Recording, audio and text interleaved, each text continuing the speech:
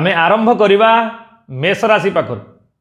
मेष राशि रे ए वर्ष फाइनेंशियल स्टेबिलिटी आसीजिवो। फाइनेंशियल स्टेबिलिटी माने जोठी भी जॉब करूचंती सेठी बोनस मिल पारे, सैलरी हाइक हो पारे, बा जेकोसी बिजनेस करूचंती से बिजनेस रु भल प्रॉफिट मिले। आउ गोटे कथा जो माने रियल एस्टेट रे अछंती सेमानक पई भी बहुत प्रॉफिटेबल बिजनेस बनी जिवो 2025 रे।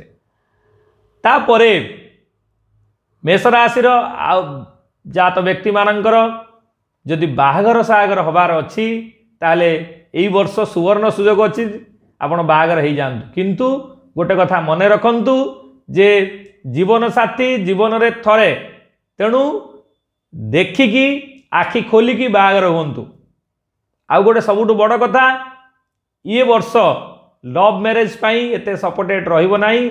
जदि अरेंज मैरेज करूचंती जल्दी करि जांतु, नहेले मार्च 29 परे शनि चलन हेतु लव मैरेज प्राय सक्सेस हवा टिके कष्टकर हबो। तेणु मेष राशि व्यक्ति माने सेतिपति सावधान रहिबे। आउ जो माने पाठ पढ़ुचंती से माने निहाती विद्यारे आउरी आगु आगु को जिबे। परीक्षा बहुत भल हबो, किछि असुविधा नाही। केवल गोटिए काम करिवे, गणपतिंकर जो स्तोत्र नारदकृत अथर्व स्तोत्र को पाठ करिवे। निहाती अति कम रे रविवार दिन मिनिमम 7 थर पाठ करिवे। से मंत्र मु डिस्क्रिप्शन ले देई देवी। से मंत्र पाठ कले आपणकर मेमोरी भी डेवलप हबो। आउ कोन हबो जो परीक्षा रे भल मार्क रखी की उत्तीर्ण हबे। जदि एंट्रांस देइचनी तादर भी सक्सेस हो पारिबे। से मंत्र हैला प्रणम्यं शिरसा देवं गौरीपुत्रं विनायकं भक्तावासं स्मरे नित्यं आयु कामर्थ सिद्धये प्रथमं वक्रतुंडं च एकदन्तं द्वितीयकं तृतीयं कृष्णपिंगाक्षं गजवक्रं चतुर्थकं लंबोदरं पंचमं च षष्ठं विकटमेव च सप्तमं विघ्नराजेन्द्रं धूम्रवर्णं तथाष्टमं नवमं भालचंद्रं च दशमं तु विनायकं एकादशं गणपति द्वादशं तु गजाननः। ये मंत्र अच्छी मु डिस्क्रिप्शन ले ऑलरेडी देई देवी। जो माने पाठ पढ़ुचंती जो मानकर एंट्रांस क्रैक करिवार अछि से मानक पई ये अभ्यर्थ मंत्र एको जप करिवे। आउ जो माने प्लान करूचंती ये वर्ष बेबी पई से मानक भी प्राप्त हबो सुरखुर रे। किंतु मेडिकेशन को टिके ध्यान देवे। मेडिकल इमरजेंसी अधिका आसी पारे, सेटा सबुठो इंपोर्टेंट कथा।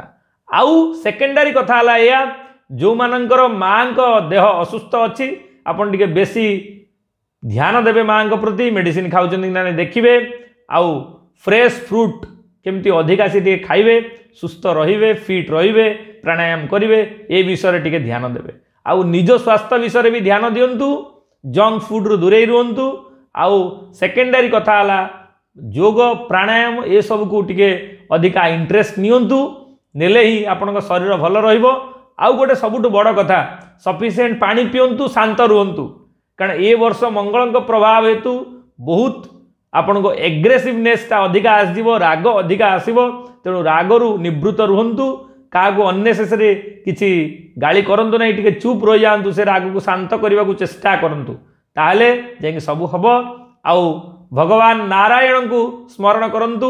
ओम नमो भगवते वासुदेवाय कहि परिबे, नले ओम नमो नारायणाय नमः बोली ए कथा भी उच्चारण करि परिबे। करिले सब मंगल हबो।